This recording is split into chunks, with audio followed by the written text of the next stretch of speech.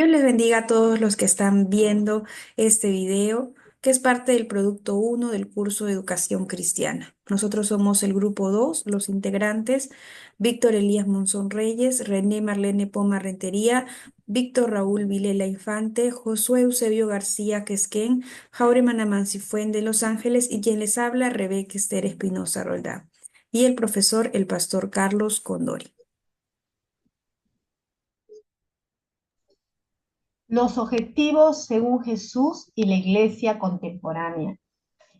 Podemos ver tres objetivos. El primer objetivo, la enseñanza de Jesús, proclama el evangelio de la venida del reino.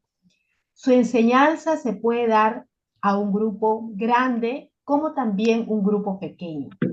El segundo objetivo, Jesús usó su enseñanza como medio para instruir de manera que dejen su antiguo entendimiento de Dios, de ellos mismos y de todas las cosas del mundo. El tercer objetivo es la enseñanza de Jesús, que los discípulos continúen el ministerio que Cristo había iniciado en medio de ellos. También tenemos los objetivos fundamentales el día de hoy. Igualmente, visualizamos tres objetivos. La educación cristiana enseña a la gente acerca de su necesidad de su Salvador y busca que las personas alcancen una relación íntima con Jesucristo. El segundo objetivo, la educación cristiana ayuda a que los nuevos creyentes tengan un crecimiento espiritual. El alimento sólido de la palabra de Dios produce una fe madura. En Hebreos 5:14 podemos ver y confirmar esta enseñanza. El tercer objetivo, la educación cristiana busca equipar a los discípulos para la obra del Señor, que sean entrenados y capacitados para ejercer el ministerio con un compromiso fuerte con el Señor. Lo vemos en Primera de Pedro 2:9. ¿Por qué es importante enseñar en la iglesia? Porque Jesús nos mandó a enseñar todo lo que Él dijo. Esto lo podemos ver en Mateo 28, del 19 al 20. La educación cristiana hace crecer la fe de los creyentes y ayuda a cumplir también la misión de la iglesia con firmeza y amor. Las fases de la educación cristiana. La persona no creyente es la persona que necesita conocer a Jesús y entregar su vida a Él. El creyente nuevo necesita crecer y aprender cómo vivir como cristiano. Y los niños deben ser formados desde pequeños en la palabra de Dios, como lo dice Efesios 6:4. ¿Qué pasa si no se enseña bien? Los creyentes pueden volver a su vida pasada si no crecen en la fe. La iglesia pierde fuerza si no hay enseñanza bíblica clara. Y nuestra meta debe ser creyentes firmes, maduros y llenos del amor de Dios, como dice Efesios 3 del 18 al 19. A continuación, el pastor Raúl Vilela. El ministerio educativo enseña el evangelio y forma a creyentes maduros, objetivos, aceptar a Cristo, madurar en la fe, servir en el ministerio. La educación cristiana es espiritual e integral al ministerio. Las fases ascendentes: nacimiento, sueño, visión de fundadores, desarrollo, estructuras, programas, apogeo, crecimiento, cohesión, centralidad de la misión. Su fase descendente: estancamiento, resistencia al cambio, estructuras obsoletas, decadencia, enfoque en mantener la institución, supervivencia, falta de visión, recursos y compromiso. Fortalecer la base educativa, evaluar, actualizar, estructura, renovar compromiso de los miembros, capacitar nuevos líderes, fomentar el diálogo y la reflexión. Conclusiones: la educación cristiana debe tocar mente, corazón, se requiere compromiso, renovación y liderazgo guiado por el Espíritu Santo. El aprendizaje debe reflejar fe vivida, no solo conocimiento. Tipos de aprendizaje que necesita un cristiano. No solo se trata de memorizar versículos o datos bíblicos, También debemos comprender, sentir y vivir lo que creemos. Ejemplo, no basta con saber que debemos amar al prójimo, no debemos hacerlo. ¿Qué significa creer en Jesús? No solo, no es solo decir yo creo, sino confiar de verdad en él. Creer qué implica, implica rendirse a Jesús y vivir como él enseña. La fe verdadera se demuestra con acciones, no solo con palabras. Esto lo encontramos en el libro de Juan, capítulo 3, versículo 36, y en el libro de Santiago, capítulo 2, versículo 19. Aprendizaje completo en la educación cristiana. Pensar bien, que comprende conocer la Biblia y entenderla. Sentir bien, que es aprender a amar, confiar y perdonar. Y actuar bien, que comprende vivir con fe, servir, compartir la verdad. Un cristiano maduro piensa, siente y vive su fe cada día.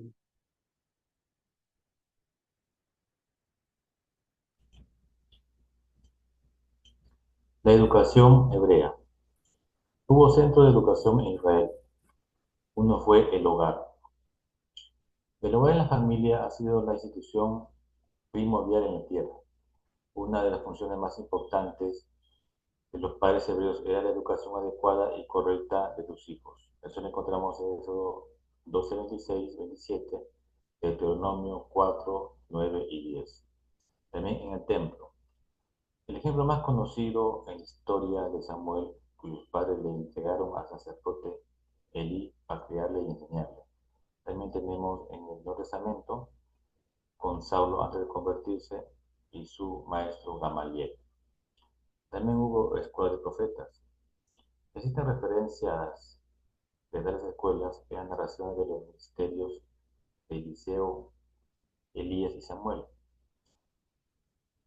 El profeta es la figura central de la educación nacional, debido a sus constantes exhortaciones al pueblo. ¿Cuál es el propósito de la educación hebrea? Era recordar, no, espera que me pasó, ya, ya. Eh, bueno, ya, un propósito de la educación hebrea era transmitir herencia histórica. Es importante recordar la vida de los patriarcas, la servidumbre en Egipto, los pactos entre Dios y el pueblo a través de Abraham, Isaac, Jacob, Moisés, los demás eventos culminantes en el desarrollo de la vida del pueblo de Dios. Instruir también en la ética. Indica esta verdad a través de la literatura de la ley, que está en Éxodo 20:12. Tanto era la otra literatura, ¿no?, que apareció luego como Proverbios. Su currículum, vemos que ellos también tenían folclore, era el calendario hebreo, era una de las herramientas educativas más importantes eh, por los ciertos días del año. Y tenemos la Pascua, el Pentecostés y la fiesta de los tabernáculos. También tenemos la ley, que se, la ley que se enseñaba a través del folclore, el simbolismo y el ritual. Las actividades cotidianas fueron básicamente un entrenamiento en cuanto a la utilidad para la familia, la sociedad y el entrenamiento en las artes. También tenemos la literatura de la sabiduría, ¿no?, que es Proverbios, ¿no?, que es la herramienta que la familia podía usar para la crianza de los niños. Bueno, en los principios y métodos educacionales del Antiguo Testamento, los principios educacionales fueron la educación al mandato directo de Dios, por los prototipos de todos los maestros de Dios. Tenemos la disciplina como un ingrediente necesario. El oficio de enseñar el oficio de enseñar se consideraba sagrado, porque mientras Dios enseña, Él inspira también al hombre a enseñar. También la instrucción a los niños empezaba a una edad muy temprana. El principio fundamental para la enseñanza, especialmente de los niños, fue enseñar. Sus métodos fueron el uso de la enseñanza oral, el uso de procedimientos nomotécnicos, como la oración corta y fácil de recordar, que ayuda a relacionar palabras con el objetivo de memorizar conceptos con más facilidad. También el uso de parábolas para la instrucción moral.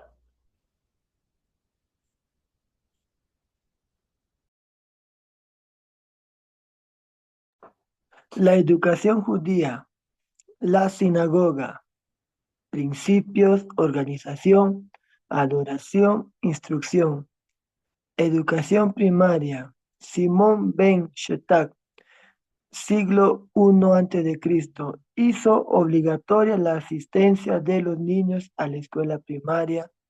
También tenemos a Josué ben Gamalá, universalizó la educación primaria. Jesús como maestro, sus discípulos lo llamaban maestro. La palabra discípulo, alumno, se usa más de 200 veces, refiriéndose a sus seguidores. Cualidades de Jesús como maestro. Conocía otros idiomas, es decir, dominaba el idioma de esa época que era el griego, el hebreo, el arameo, dominio de idiomas. Tenía familiaridad con las tradiciones y leyes orales. Conocía el contexto religioso-cultural de la época. Tenía comprensión profunda de la naturaleza humana. Sabía con quién iba a tratar. Sus alumnos de Jesús como maestro. Vemos que no fueron hombres perfectos. Por ejemplo, Pedro, impulsivo. También tenemos a Tomás, el incrédulo. Sus enseñanzas estaban dirigidas a los adultos, aunque los niños no quedaban excluidos de su presencia. Mostró un patrón general que seguía su enseñanza. Propósito: salvar las almas, formar ideales correctos en ellos, desarrollar armonía entre las personas, entrenar a sus discípulos, pues cuando se iba el maestro, iban a quedar sus discípulos.